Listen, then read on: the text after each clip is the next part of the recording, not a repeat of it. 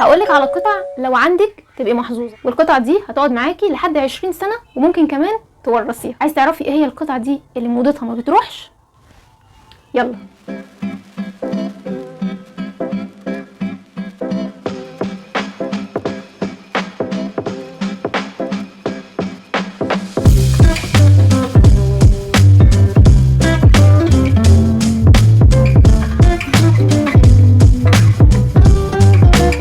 السلام عليكم ورحمة الله وبركاته. اهلا وسهلا بكل اللي معانا واللي هيفضل معانا بعد الفيديو. معاكم شيماء ودي قناة تاكسي. تعالوا نتعرف مع بعض على اللبس اللي موضته ما بتروحش. طبعا دي حاجة كويسة جدا ان انت هيكون عندك قطع لبس هتفضل معاكي مستمرة سنين كتير، ملهاش علاقة بالموضة، واحسن حاجة انها ملهاش علاقة بالموضة، لان الموضة هي يا دوبك بتبقى سنة سنتين بالكتير قوي وبعد كده بتختفي. اول حاجة طبعا وهو البليزر. البليزر ده موضته ما بتروحش بكل الوانه، بكل قصاته، بكل اطواله، بكل اشكاله. فانت لو عندك بليزر وقلتي البليزر ده عندي بقاله سنه واثنين وثلاثه وانا ما بلبسهوش، فانا هتخلص منه ومش هفكر ان انا اجيب بليزر تاني، عايز اقولك انت غلطانه، لان البليزر قطعه مهمه جدا في دولابك. تقدري تنسقيها وتعمليها كاجوال، تقدري تخليها حاجه فورمال وحاجه رسميه، تقدري كمان تحوليها لقطعه سواريه. فانت طول ما عندك بليزر حافظي عليه بكل قصاته وكل اشكاله، لانك صدقيني مع الوقت هتبتدي ان انت تحتاجيه، وكل مره ممكن تجددي في التنسيق والاشكال بتاعته. اكيد من اهم الوان الجواكت، وهي بتكون الالوان الاساسيه. عندك البيج، الاسود، الابيض، ممكن يكون عندك الوان تانية تفضلي محتفظه بيها برضو، مش هنقدر نقول ان انت هتستغني عنها. نيجي دلوقتي لتاني قطعه وهي الجينز. الجينز طبعا مهما طال الزمن او قصر، طلع لقدام او رجع، الجينز ده قطعة أساسية عمرها ما هتبطل أبدا. وأنا هنا بتكلم بالخصوص على الجواكت الجينز، وهضمي كمان ليها القمصان الجينز. القطعة دي هتكون أساسية عندك في الدولاب بكل الألوان بتاعتها، بكل القصات بتاعتها، بكل الأطوال بتاعتها. تقدري تعملي لها تنسيقات كتير جدا، تمشي كاجوال، هي ما تمشيش غير كاجوال على فكرة، لا الجينز مش هينفع غير كاجوال. القطعة دي هتكون مستمرة معاكي وتكون موجودة معاكي في دولابك. في شغل هتمشي وتعرفي تنسقيها، في الجامعة هتعرفي برضو تنسقيها، في خروجات سريعه هتعرفي تعملي للجاكيت الجينز والقميص الجينز تنسيقات كتير جدا، ودايما هتفضل مستمره معاكي في دولابك. وكل ما تلبسيها مش هتحسي ان انت بتلبسي قطعه قديمه، لا كمان وتقدري تجددي في الشكل بتاعها. لو انت بس زهقتي من القصه بتاعتها تقدري تعملي فيها شكل جديد، بس هتحافظي عليها ليه وازاي؟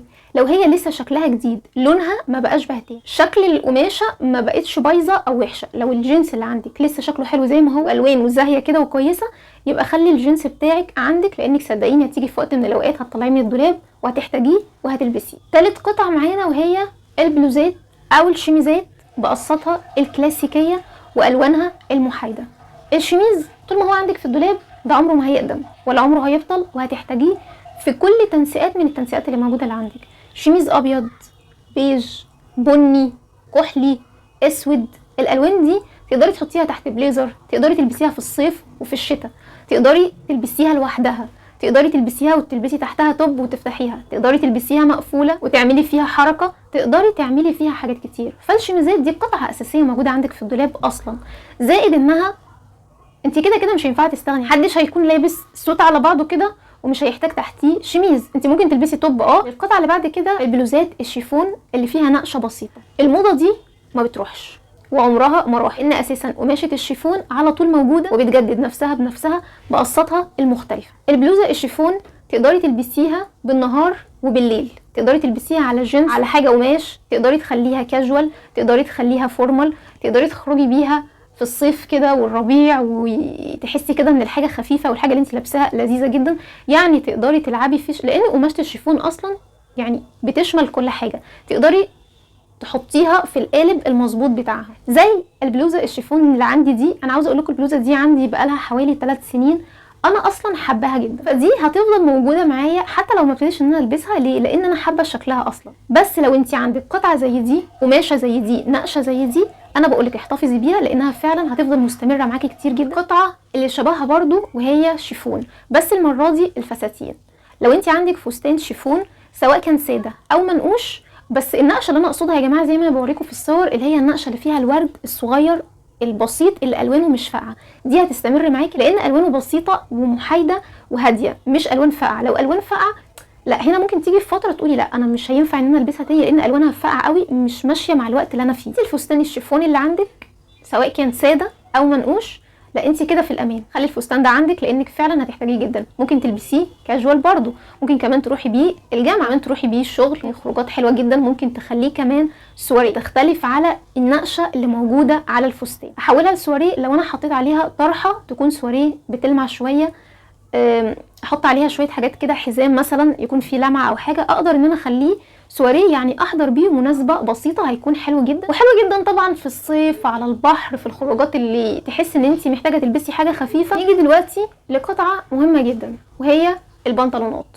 طبعا احنا بعد ما جربنا البوي فريند والوايد ليج سواء كان جينز او قماش، بس انا هنا هتكلم على القماش اكتر. طبعا الجينز احنا قلنا خلاص موضته ما بتروحش، لكن لو اتكلمت على الجينز هقولك ان بعد ما طلعت البنطلونات دي والبنطلونات الواسعه الجميله المريحه للبنات المحجبات كمان اكتر وغير المحجبات، والله خلاص بقى ايه، راجعنا كده عن فكره حاجه اسمها جينز سكيني لازق على الجسم.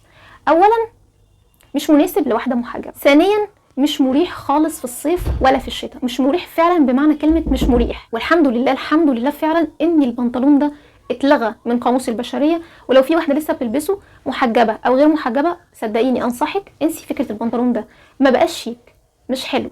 قصته على الجسم بتبين حجم الرجل من فوق لتحت زي ما هي بالتفصيل، فمش حلو، مش شيك. الشياكه والحاجه اللي شكلها حلو كده وتحسي انها ليها قيمه وليها معنى في اللبس بتاعك هي الحاجات الواسعه، وانك تعرفي تنسقي كمان الحاجات الواسعه على بعض. انا كلامي النهارده اكتر على البناطيل القماش. البناطيل القماش انا اصلا بموت فيها وبحبها جدا، زائد انها بقالها كذا سنه بقت منتشره، قصات كتير، اشكال كتير، الوان كتير، نقشات كتير، حلوه جدا. المقاسات والاحجام بتاعتها مختلفه، في اللي هي طبعا الفورمال بتاعت اللي بتلبسيها يعني على سوت كامل، ممكن تلبسيها لوحدها من غير الجاكيت. في عندك اللي هو الواسع خالص من فوق لتحت، وفي الوايد ليج، وفي البوي فريند زي ما قلت لك، في الالوان والاشكال المختلفه. حتى البنطلونات اللي فيها نقشه وفيها رسمه كده احتفظي بيها وخليها. الجيبات البليسيه، الجيبات البليسيه طالعه بقالها حوالي 5 أو 6 سنين، بقت منتشره جدا.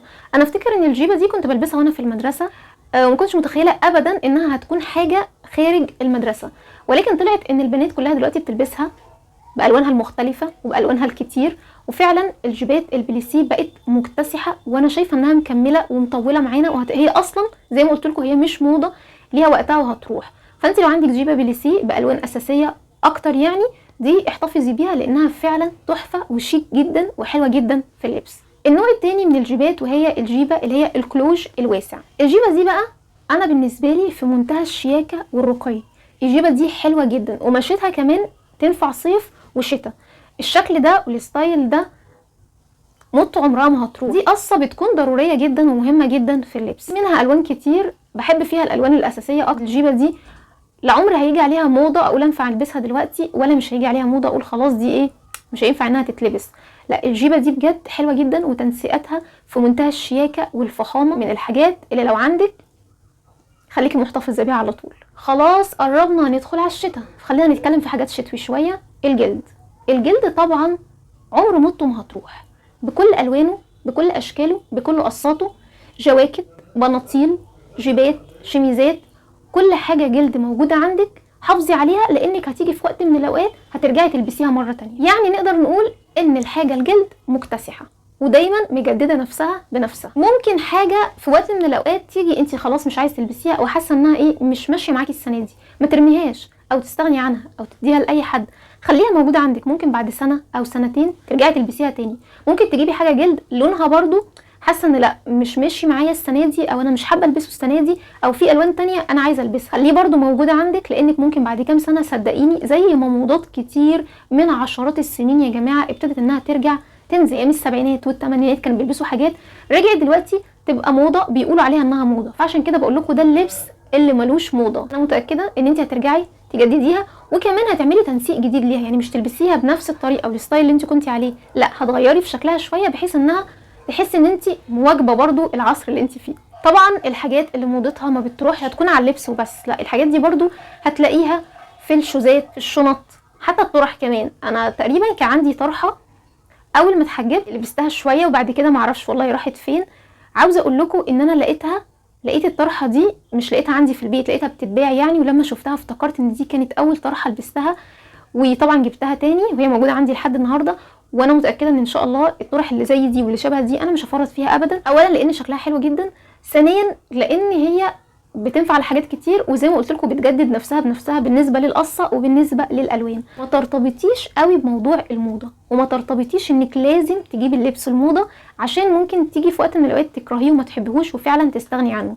خليكي ركزي اكتر في الحاجات اللي انت بتحبيها، ودي كانت الحاجات اللي قلت لك عليها النهارده كلها اللي فعلا موضتها عمرها ما هتروح ابدا. ان شاء الله الفيديوهات اللي جايه كتير هحاول تكون عن اللبس، لان بقالي كتير ما اتكلمتش في حاجات تخص اللبس.